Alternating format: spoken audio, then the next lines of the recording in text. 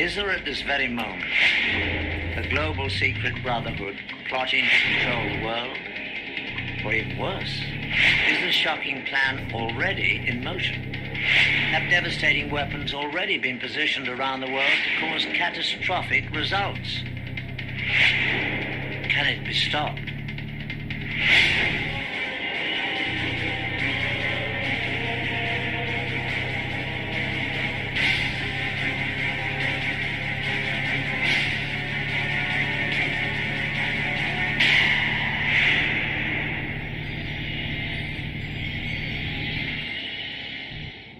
Hello, I'm Patrick McNee.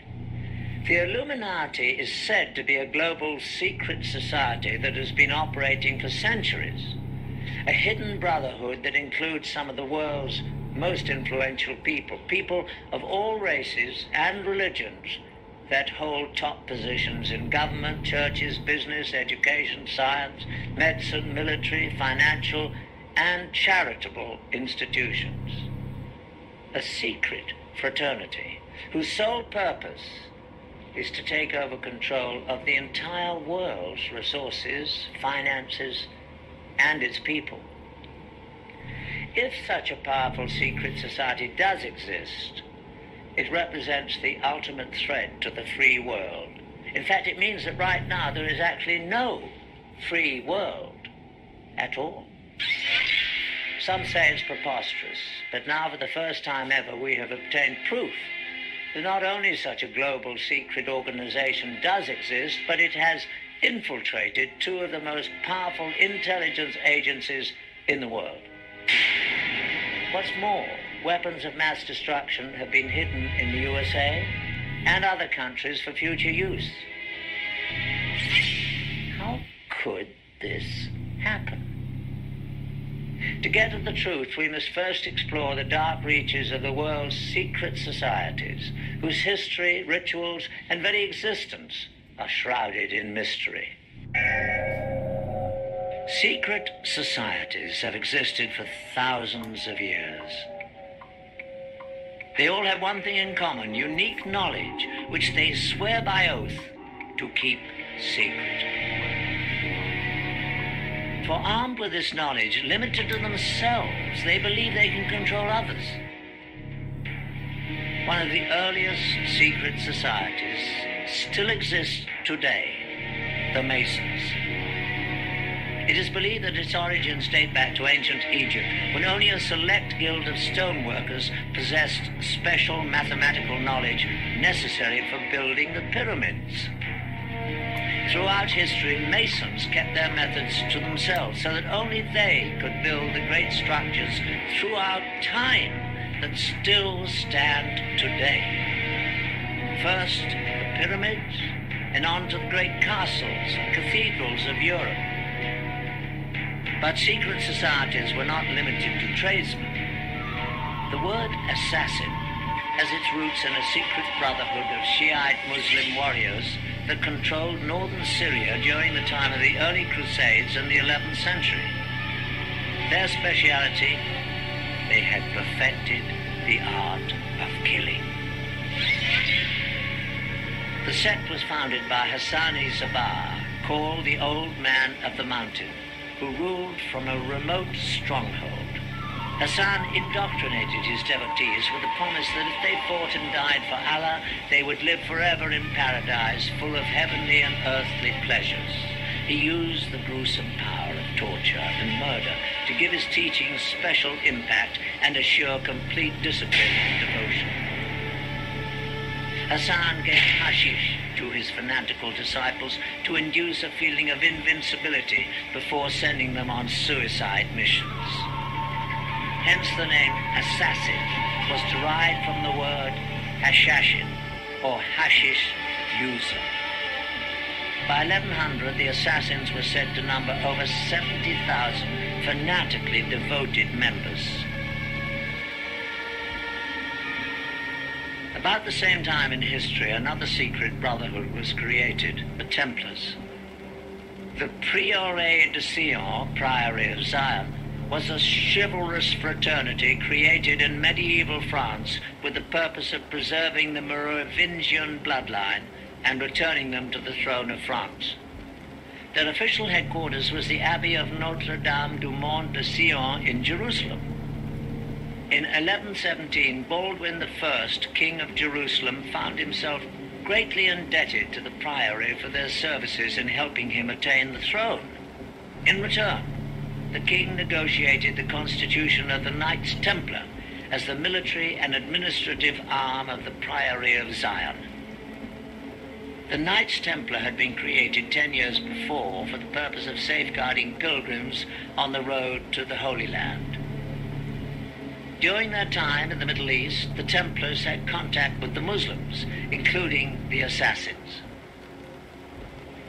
In fact, after the Crusades, because of the enemies they had in common, the Assassins took refuge among the Templars, imprinting the Christian soldiers with much of their fanatical and deadly ideas. As the Templars developed, they became not at all an orthodox Christian organization. But their secret rituals and doctrine were much more mystical, heretic, and occult-oriented.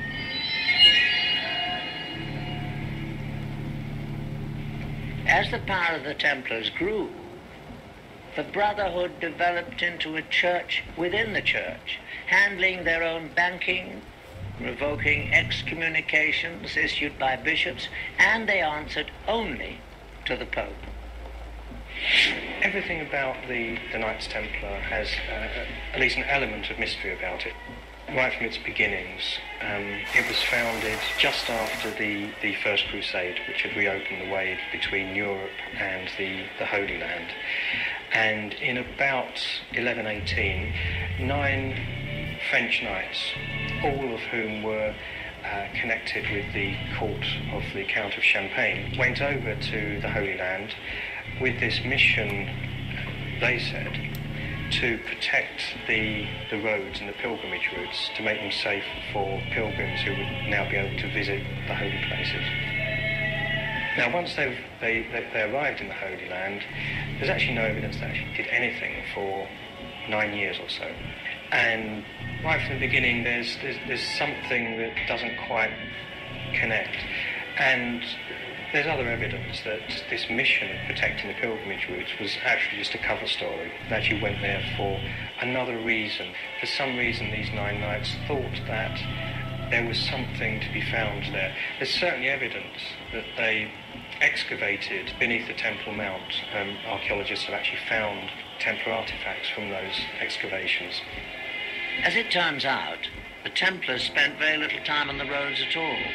Most of their 9-year stay was spent digging out old tunnels under the Temple Mount, the original site of the biblical Temple of Solomon. What were they looking for? The temples of Solomon had long since been destroyed. Yet in times of trouble, the priests were known to have hidden religious treasures in secret underground vaults until it was safe to remove them. The Bible tells us that the Ark of the Covenant and other treasures of the temple survived several foreign invasions in this way. Perhaps the Holy Grail had survived in the labyrinth under the temple as well, waiting for man to rediscover its power. Certainly it was no accident that the knights stationed themselves in a mosque that rested on the ancient site. In fact, it was after their stay that they changed their name to the Knights of the Temple, or the Knights Templar. A monk by the name of Bernard, who later became Saint Bernard, was involved in the formation of the Templars. Saint Bernard was involved in deciphering ancient Hebrew text. Bernard, although in many ways a very worldly person, was also very spiritual.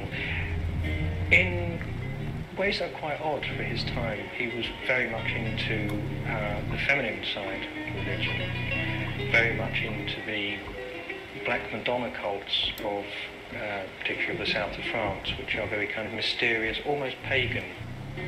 He had a great veneration for the feminine, embodied in lots of ways in the Virgin Mary, which was actually quite unusual for his time, and that appears to be the thing that drove him more than anything else.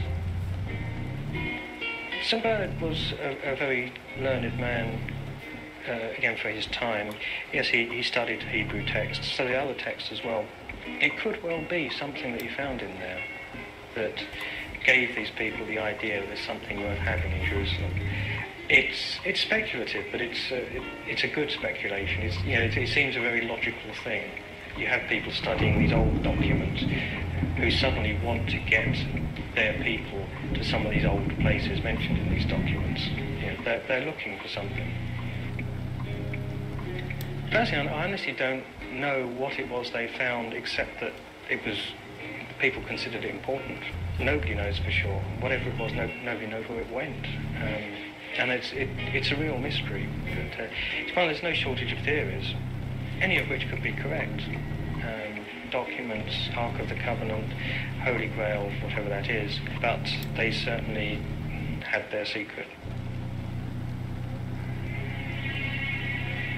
A very old text records the find. We repaired to the secret vault and let down one of the companions as before. The sun at this time was at its meridian height, the rays of which enabled him to discover a small box or chest standing on a pedestal, curiously wrought and overlaid with gold.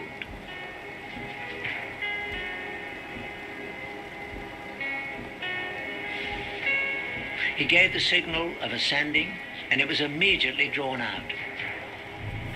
We have brought it up for the examination of the Grand Council.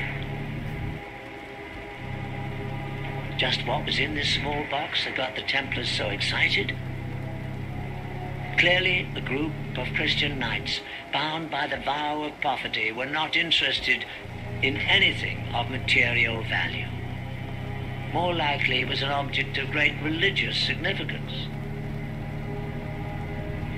To this day, we still do not know exactly what the Templars found in the secret vault. What we do know is that news of the find brought Count Hughes of Champagne, the man who bankrolled the expedition back to Jerusalem, to join his former vassals. Once there, he immediately gave up all his worldly possessions to serve under them, as one of the Knights Templar. It was after this discovery that the Grand Master of the Templars visited the Pope, and with St. Bernard's blessing, the Order of the Knights Templar was officially recognized by the Church. All over Christendom, men rushed to join the Knights, leaving behind their families, giving over all their worldly possessions, and taking on the difficult vows of poverty and chastity. Now, poverty actually is why they became wealthy, because anybody that joined the order, anyone that became a Templar Knight, had to give all their possessions to the order. And it became quite a prestigious thing for noble families to have some of their sons go into the Templar order.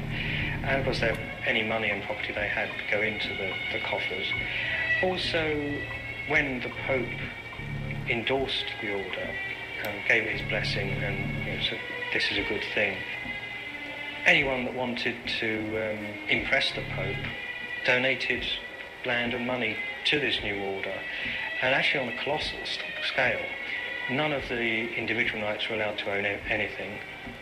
So that all this material, that land, castles, livestock, and just pure money that was just given to them as a gift, went towards the order. Their reputation was as the most feared, efficient fighting force on the Christian side. They were kind of the special forces of their time. Also because they were this mixture of monk and a soldier. The Knights Templar had quite a career after the Crusades. They basically took over Europe financially, dominating all of the major industries, especially that of money lending. They invented the modern checking system, and within a few years had all of Europe's kings indebted to them. They were far too big for their boots in many respects, certainly as far as the Pope and many kings were concerned. They were unbelievably rich. It seemed there was no stopping them, basically. Most historians believe that they got their comeuppance because of their wealth. I mean, essentially, the French king who started the suppression of the Templars, Philip the Fair, essentially that he was jealous of their great wealth. And it is generally thought that he used accusations of blasphemy and sacrilege against them, but really he wanted their money. The charges against the Templars were blasphemy and sacrilege, and that they failed to observe the usual reverence of the church, but that was well known. There were sexual elements in the charges, but then there always are when you think about it in charges against heretical groups. They were accused of sodomy, of homosexual acts. They were accused of spitting and trampling upon the cross, of worshipping not just a bearded severed head, but in some extraordinary cases they were accused of worshipping the severed head of a cat. The Catholic Church got the confessions that it needed to suppress the Templars. On Friday the 13th, 1307, the Pope officially disbanded the Order of Knights. Their Grand Master was burned at the stake.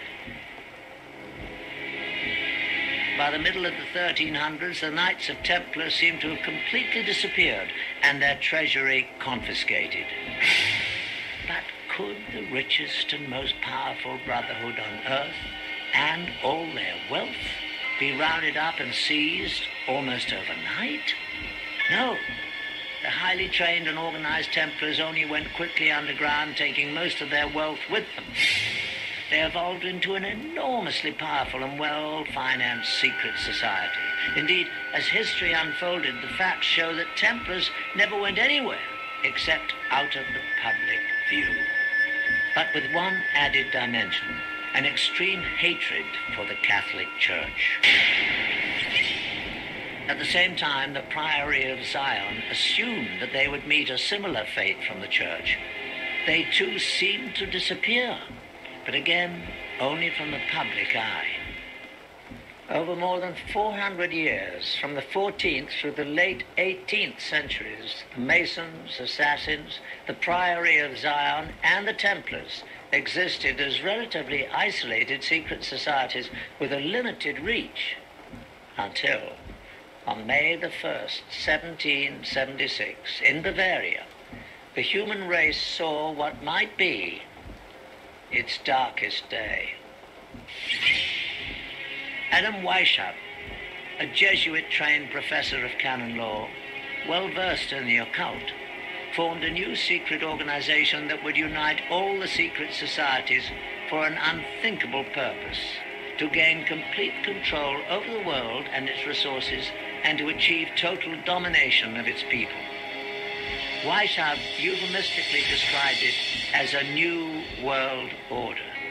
His diabolical brotherhood was founded on a synthesis of the themes of secret societies that had gone before.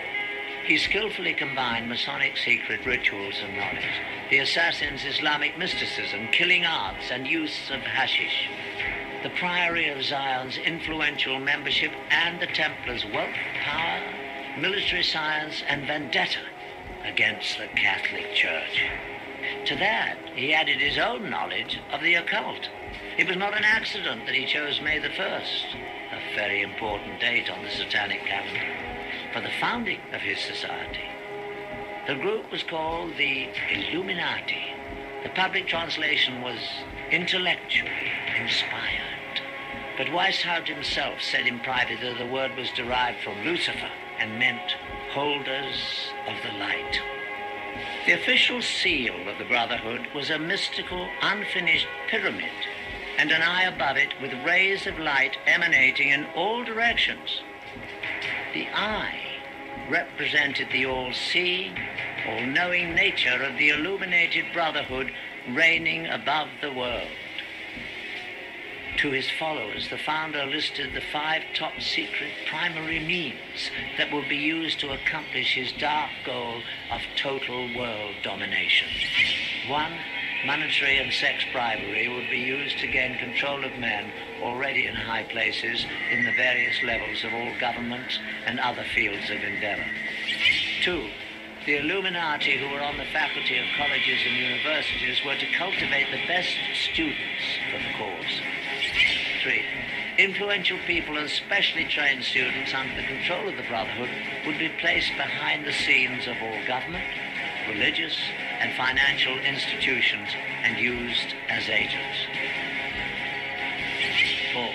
The secret society would develop absolute domination of the media so that all news and information could be slanted to convince the masses that a one-world government is the only solution to our many problems. 5. The final phase of the operation would employ all resources in place to initiate military coups that would overthrow all opposing governments and put the world under one global government controlled by the Illuminati. The group was originally composed of 32nd-degree Masons and used various Masonic lodges as recruiting grounds and fronts. The highest-ranking Mason to be recruited was a nobleman from North Germany, Baron Carnegie, also known as Adolf Francis, a major player in the European Masonic scene. The Illuminati were extremely secretive, even identifying themselves and their chapters by assumed classical names. For example, Weishaupt was Spartacus, Carnegie was Philo, the headquarters was Eleusis, Austria was Egypt, etc.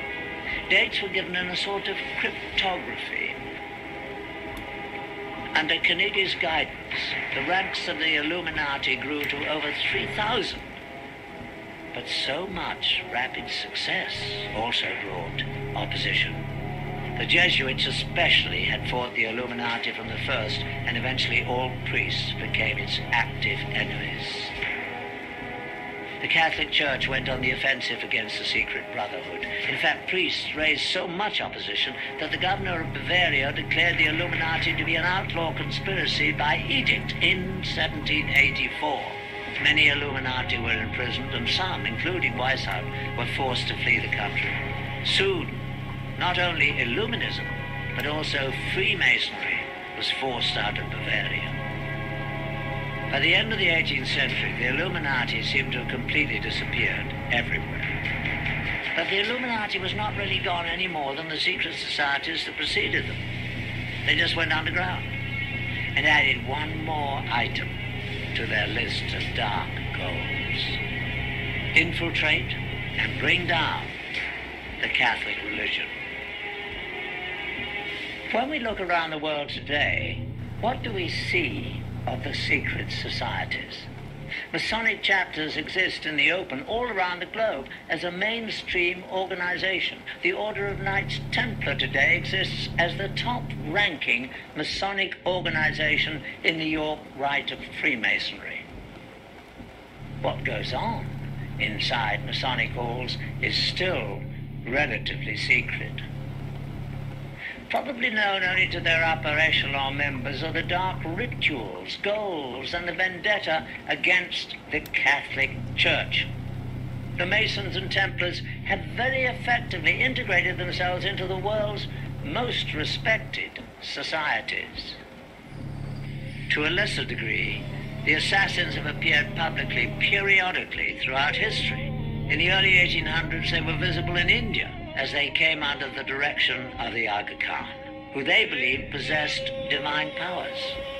In the latter 1800s, the Aga Khan brought them to Afghanistan, where they developed a lasting relationship with the British.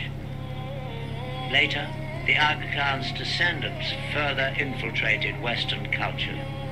One prominent example was when Prince Ali Aga Khan, grandson of Aga Khan II, married American actress Rita Hayworth. Are the assassins, as a secret murderous order, now a thing of the past? The bloodshed occurring today at the hands of Islamic extremists would say the assassins are alive and well. The Priory of Zion also continues to this day. In fact, it has been reported that a number of illustrious figures in history have served as the Priory's Grand Masters, and there is corroborating evidence.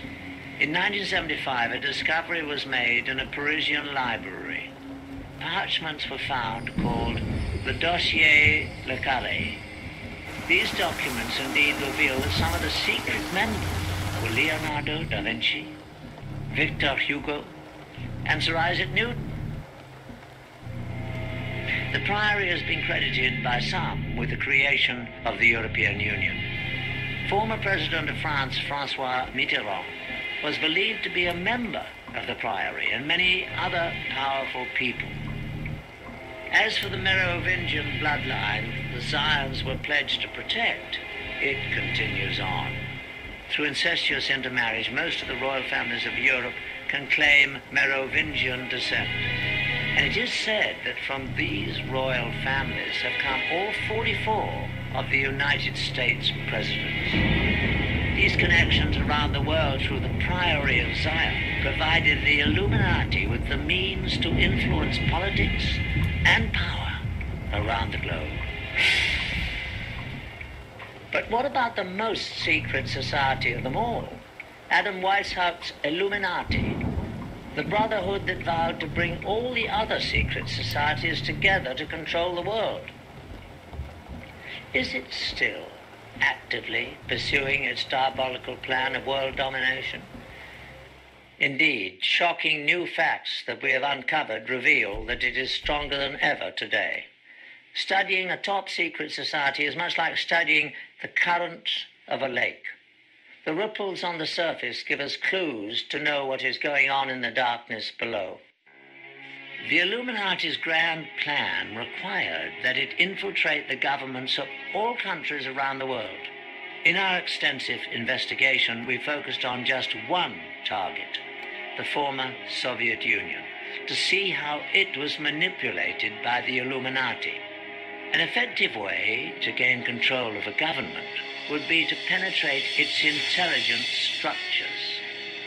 Newly released information from the files of the KGB provides some unprecedented insight. Now that the Cold War is over, some highly classified information is being smuggled out of carefully guarded vaults in what used to be the Soviet Union. With the change to a market economy here, many items never before available to Russians are finding their way to the black market. They say that everything is for sale in the new Russia, including state secrets and the spies who kept them. After the collapse of the Soviet Union came the dissolving of the KGB. The new government formed its own new security and intelligence agencies, employing many of the old KGB personnel, but leaving many without jobs. Even those with employment were often not paid as promised. We found that many former KGB employees were eager to give first-hand accounts of their classified activities within the agency for the right price. However, when the subject of the Illuminati was introduced, no amount of money could induce anyone to talk about it. We took this as a definite sign that we were on the right track and getting dangerously close to uncovering the presence of the secret brotherhood within the KGB. The former KGB employees were willing to direct us to black market sources where we might obtain further information, but at our own peril. Though most leads proved to be ultimately unproductive, we found that with perseverance, money, and a bit of luck, it is possible to acquire classified Soviet documents. Using a hidden camera, we recorded numerous meetings over a period of months in which we attempted to obtain relevant materials. This transaction between one of our Moscow contacts and black market dealers proved to be one of the more successful ventures, though as you'll see, not without a few tense moments.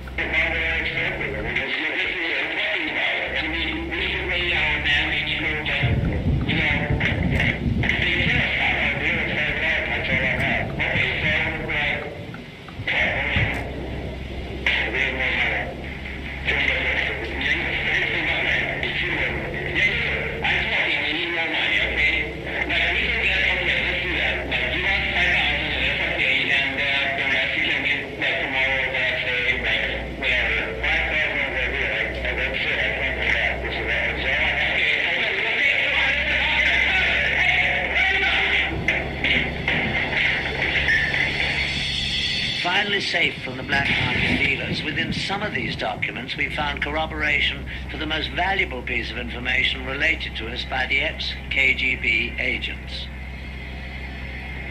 Just as we had been told, indeed, the KGB carefully recorded their activities in documents, films, and tapes. And these were kept in storage in a holding facility beneath the KGB headquarters under the highest security. These were probably the most sensitive records possessed by the agency, for they would illuminate in graphic detail the most intimate activities of the KGB and possibly the connection to the Illuminati. The documents we purchased from the black market dealers represented a major breakthrough. They not only confirmed that more revealing KGB materials existed, they also told us where they were kept. Again, we went to our black market sources, now armed with this new knowledge. We believe that with the demise of the KGB, most of the safeguards protecting its records would be gone. Someone out there must have the knowledge and access to be able to supply them to us for a price. Over the course of the next 5 months, we employed our sources to try to obtain specifically these top-secret records of the KGB. This transaction between one of our Moscow contacts, an interpreter, and a local black market dealer yielded astonishing results. The location of this meeting is a textile factory in the Zakorniki district of Moscow. This is the office of the Russian entrepreneur who owns the plant and uses it for both legitimate and illegal business. After introductions and some initial small talk, the dealer is asked whether the KGB materials are on the premises.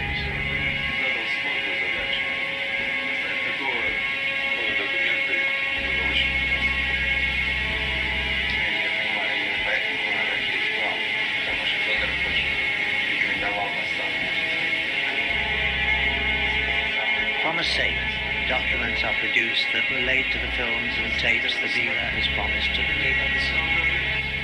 After an inspection of the documents and a cursory verification of their authenticity, the transaction is completed.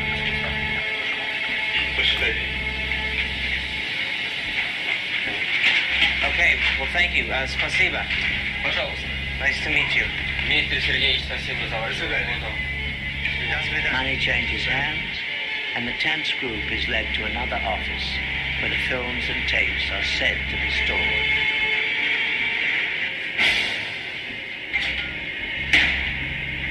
And finally, the graphic film, tape, and documents we've heard about surfaced.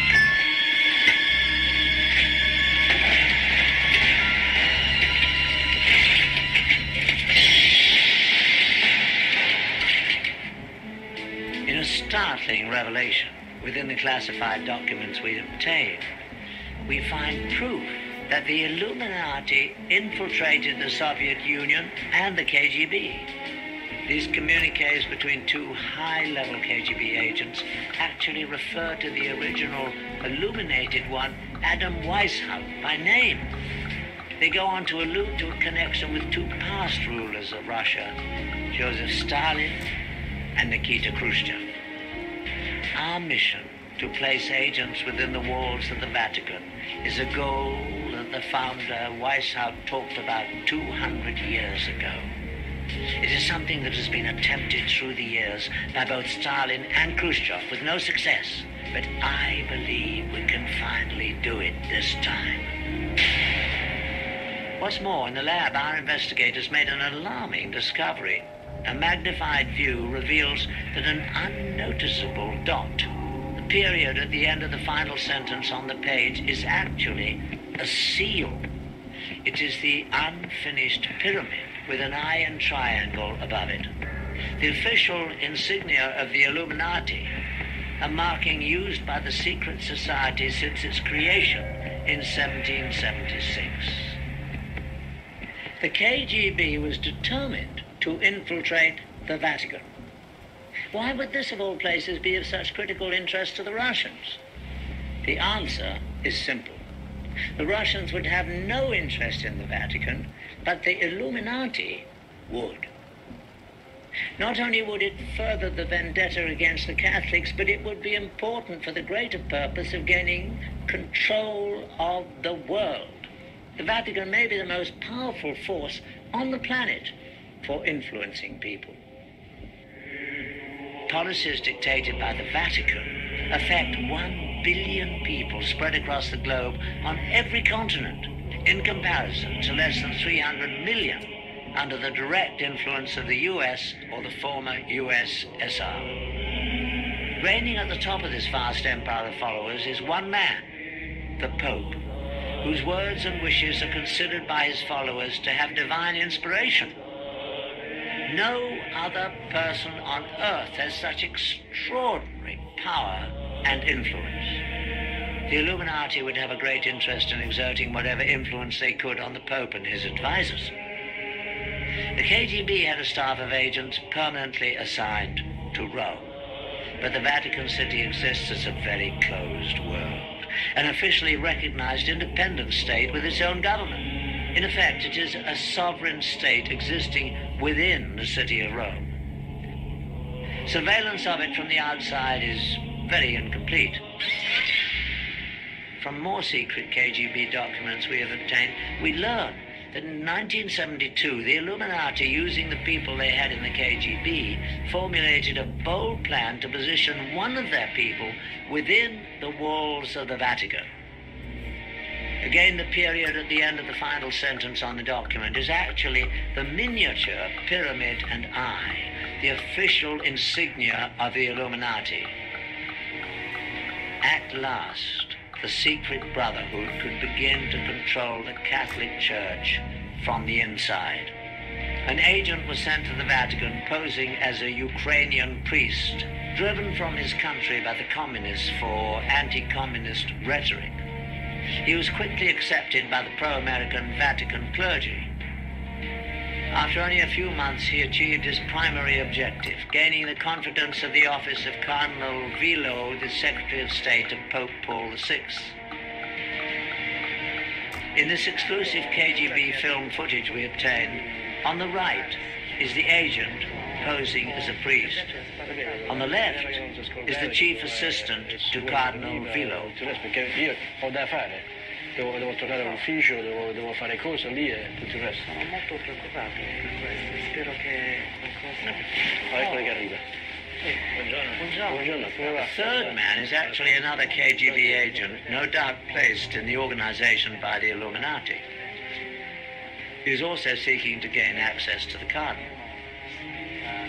Nuovo, Sì. questo mi fa molto piacere. Bene, molto bene. Bravo, fatti piacere. Ancora potremo veramente, così abbiamo la sua collaborazione sicura. Sì. Bene. Molto positivo e prendiamo molta considerazione di questo. Sappiamo quanto è importante è per noi tutta questa collaborazione. When Vilo's assistant is sent on his customary monthly trip to Milan, the KGB installs a camera in his hotel room. In typical KGB fashion, the priest is about to be set up to be blackmailed to assure his continued cooperation. Over several days, a woman becomes friendly with him and gains his trust.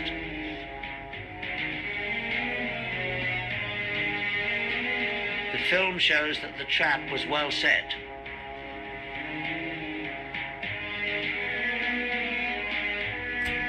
One night, the woman comes to his room to take him to a dinner meeting.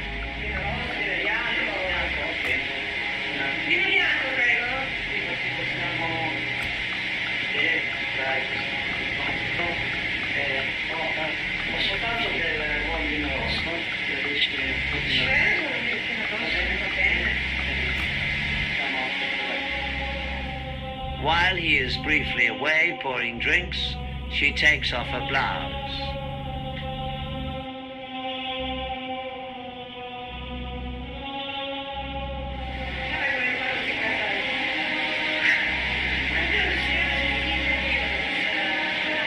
The film ends abruptly. But no matter what the outcome of the encounter was, the brief shot of this priest with a half-dressed woman in his room is damaging enough to guarantee his future assistance in the surveillance of Vilo's activities. Certainly in the near future, the Illuminati-controlled KGB agents will begin looking for ways to manipulate Vilo himself. Once that is accomplished, they will be extremely close to the very heart of the Catholic religion, Pope Paul VI. But it appears that the Illuminati was not content with exerting only influence to control the Vatican. They sometimes resorted to murder. Since the founding of the Illuminati, a number of officials have died at the Vatican under highly suspicious circumstances, including 3 popes. In each case, the death of the official was timed so as to have a great political significance, the telltale mark of the secret brotherhood influencing world politics for their benefit.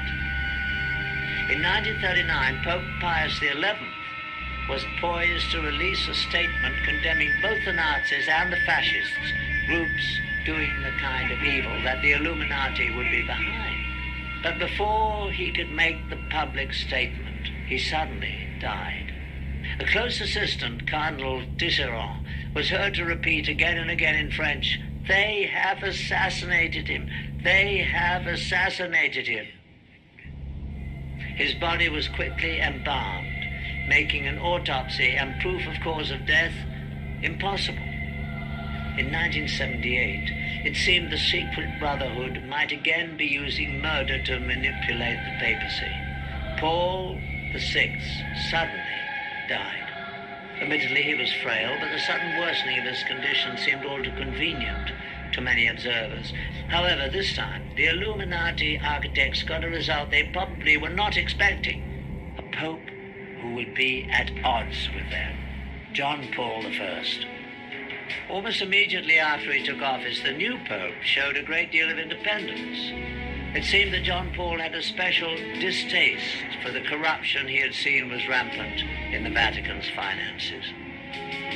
While he was the Cardinal of Venice, the Venetian Catholic Bank was sold in a secret deal to the Vatican Bank for a greatly undervalued amount. Profits reaped by a few were estimated at more than $70 million, but the losses to the Venetians were great. The clergy of Venice even lost their pension funds. Instrumental in the deal were bankers Roberto Calvi, his mentor Sindona, and the director of the Vatican Bank, Bishop Marcinkus. After John Paul became Pope, these 3 were still in charge of investing much of the church's money. In his new position, the pontiff had the power to investigate them and publicly bring out the facts. Altogether, he was poised to uncover illegal dealings that involved almost $1 billion. This would be a serious blow to the Illuminati, who were certainly behind the criminal financial dealings.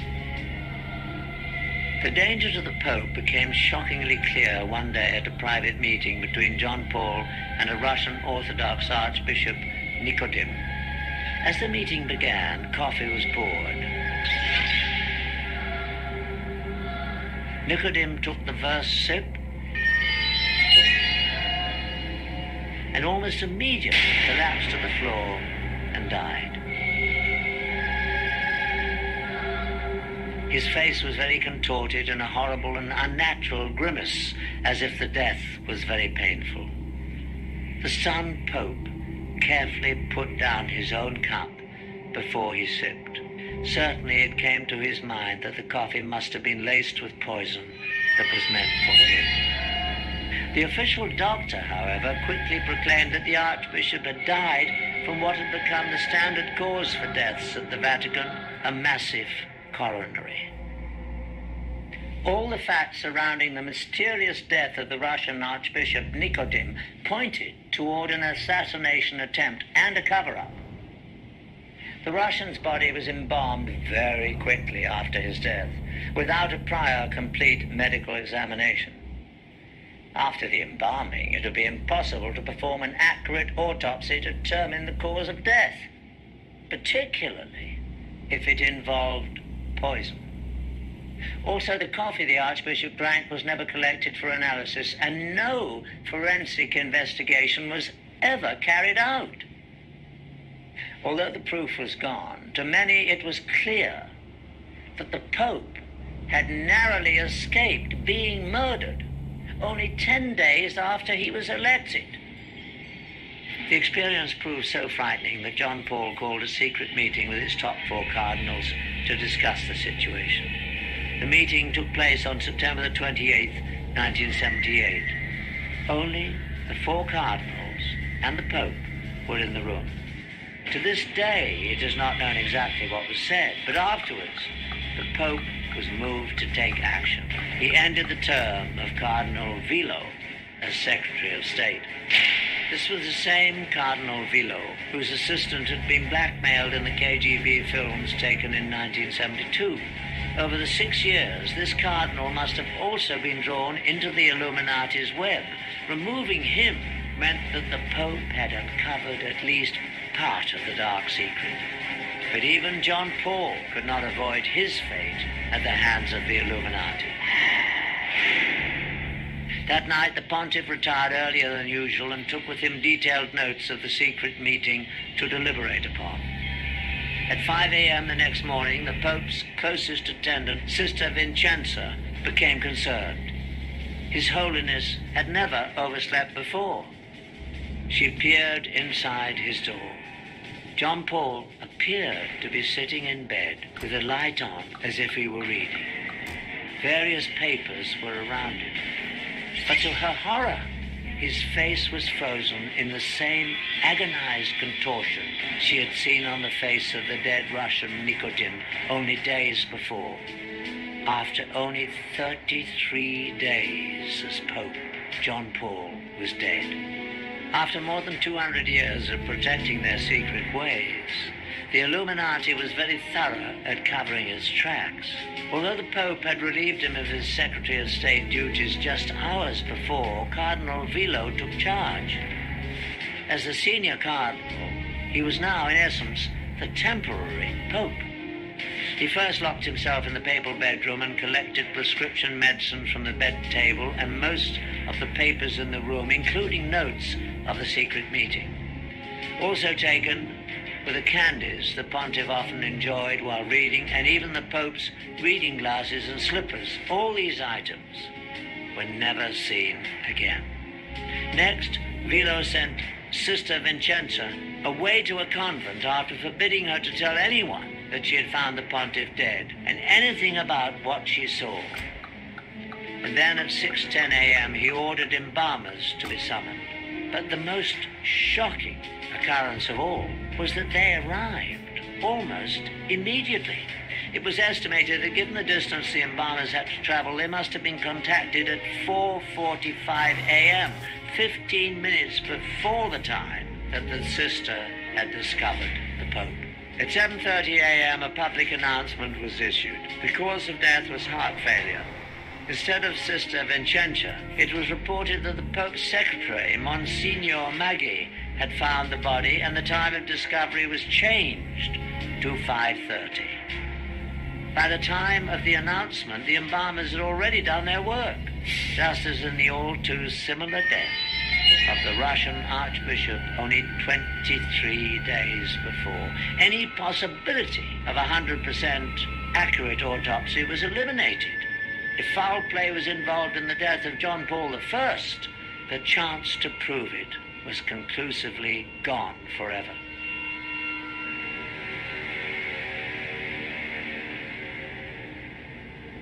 Ten days after John Paul's funeral, Cardinal Vilo assembled a conclave to elect a successor.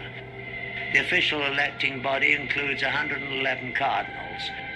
Once sequestered in the Sistine Chapel, the cardinals must invoke the power of the Holy Ghost to guide them to their decision.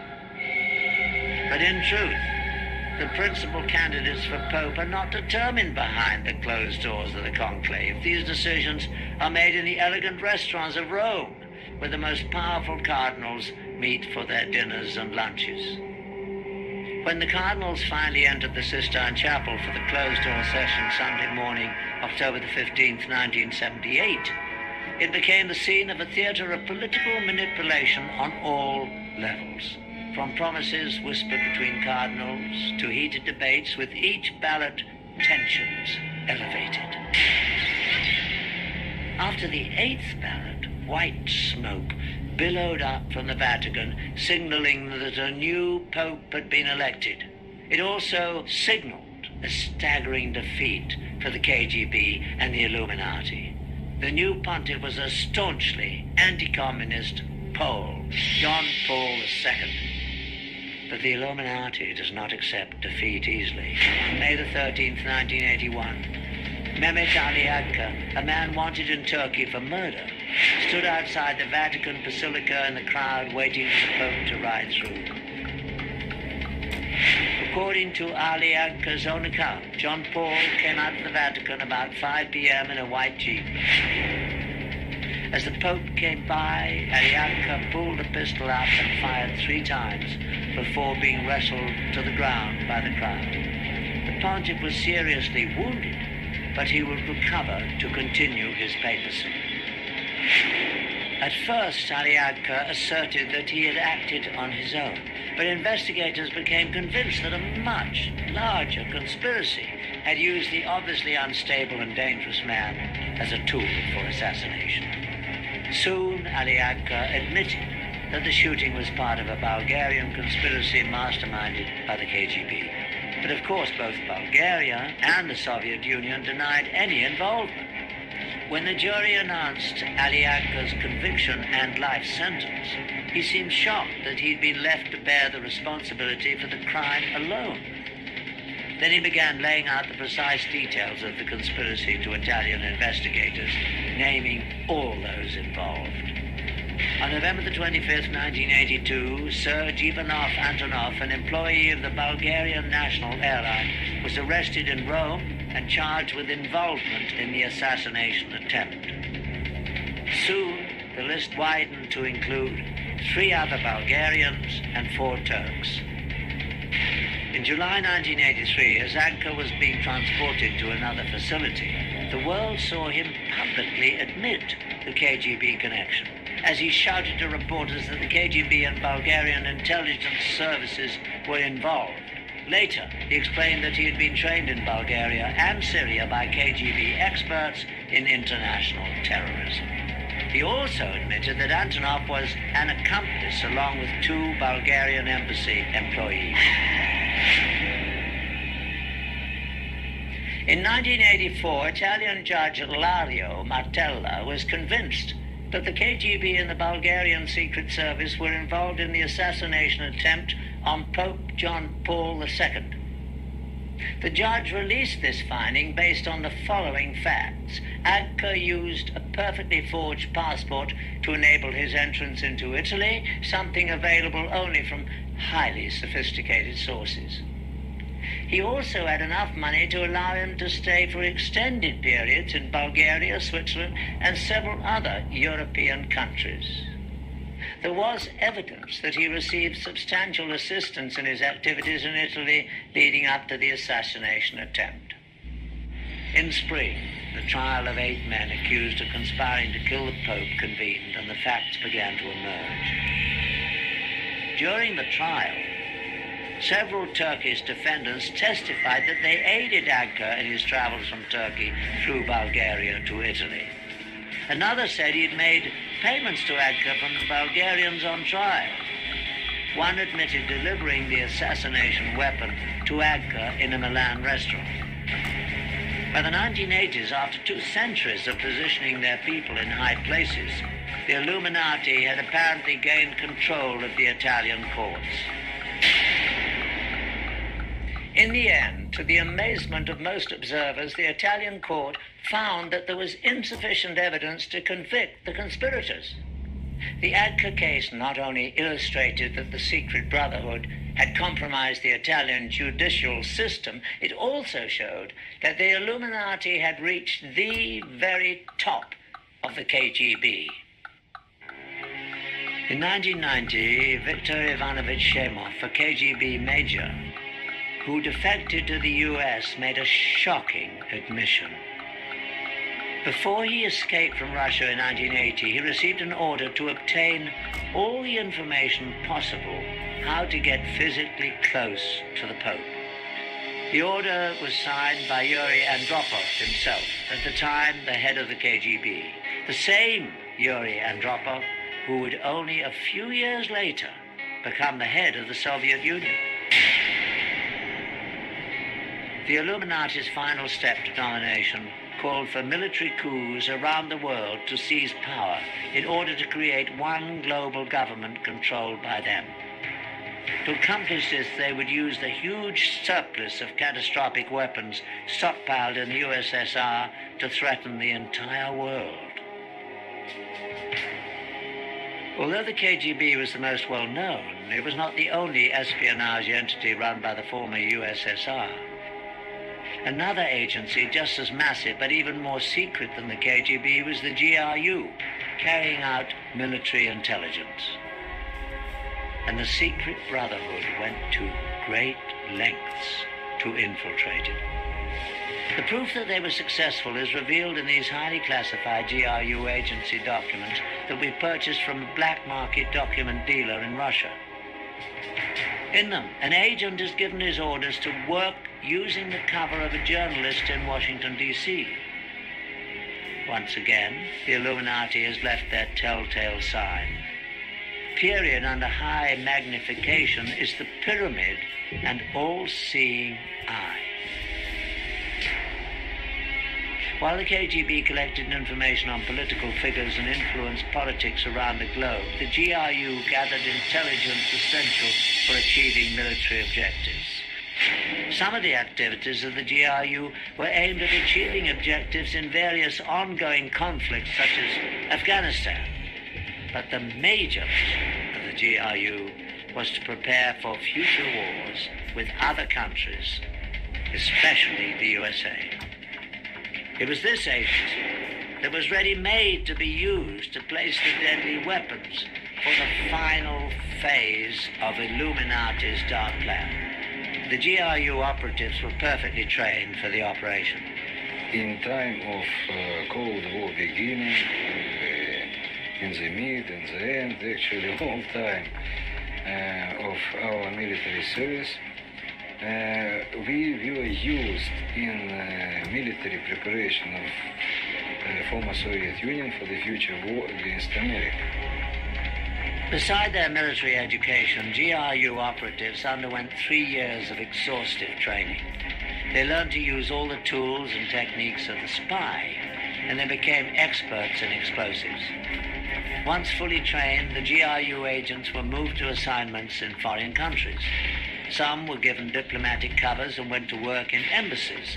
Others assumed positions as journalists, as is the case in the secret documents we obtained with the insignia of the Illuminati.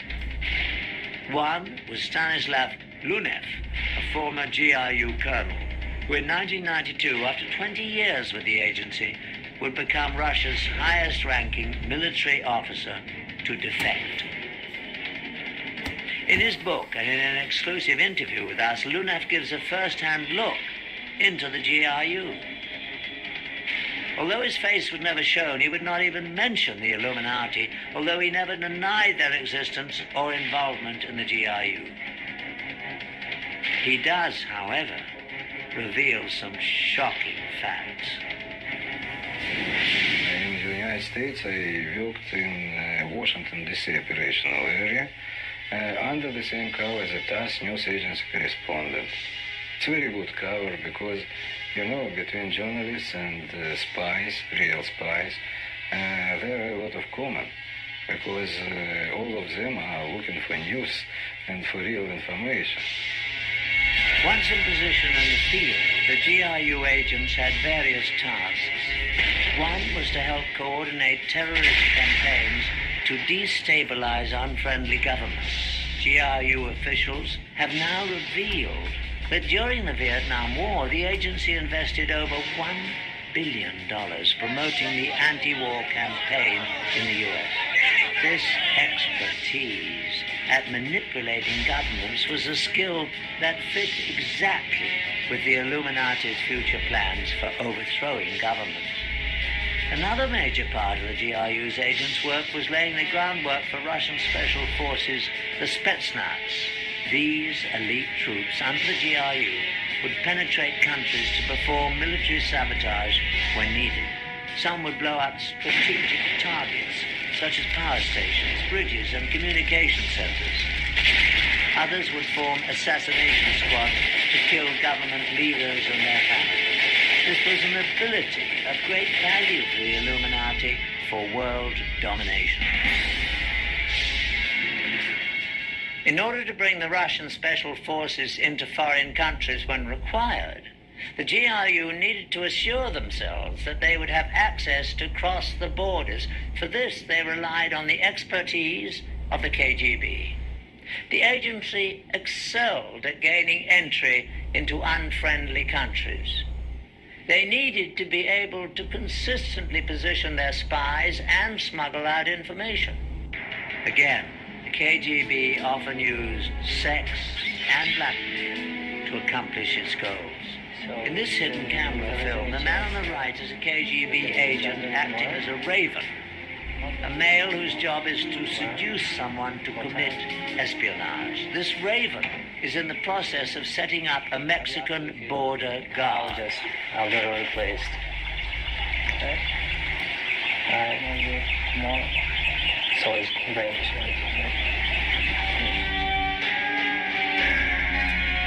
Once this border guard was hooked, KGB agents could freely cross into the U.S. from Mexico at this station. This information would then be passed on to the GRU, so they too could use the access to bring in agents and the Spetsnaz when they were called for.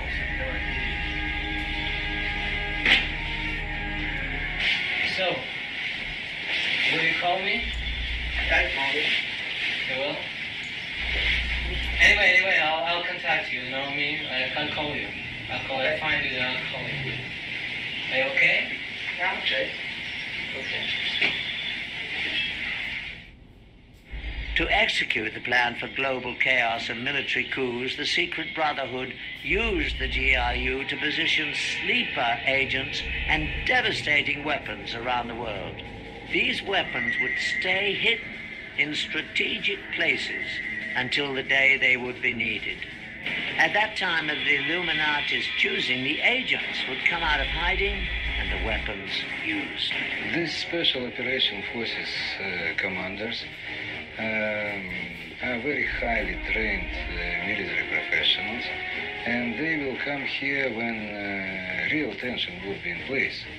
And they need to have very special weapon system to destroy very highly protected targets. So they will have nuclear weapons, chemical, biological, other weapon system. The most frightening weapons to be smuggled in were the small nuclear devices that have become known as the nuclear suitcase bombs. These weapons could be moved easily by one person, but had awesome destructive capabilities.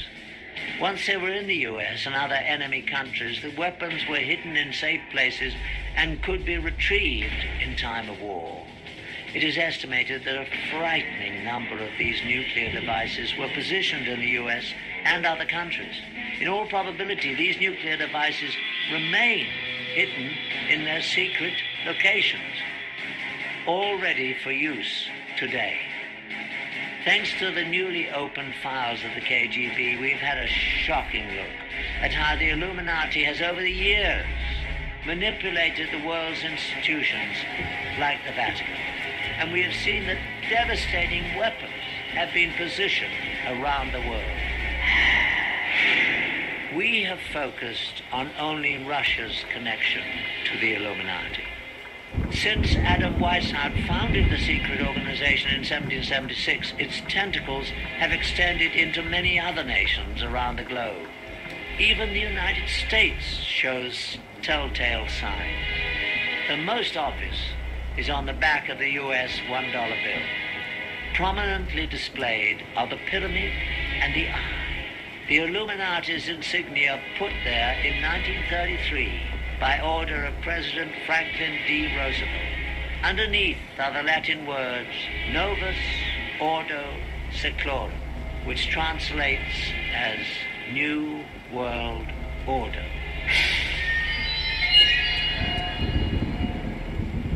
Can the unthinkable plan for Illuminati global domination be stopped? The only thing a secret society fears is being exposed. Today, books on the frightening subject are gaining wide distribution. The internet is filled with information about the secret organization. We can only hope that the people of all nations around the world will see the signs and heed the clear warning that there are those lurking in the shadows who are planning to take away our freedom. I'm Patrick McNee. Thanks for joining me.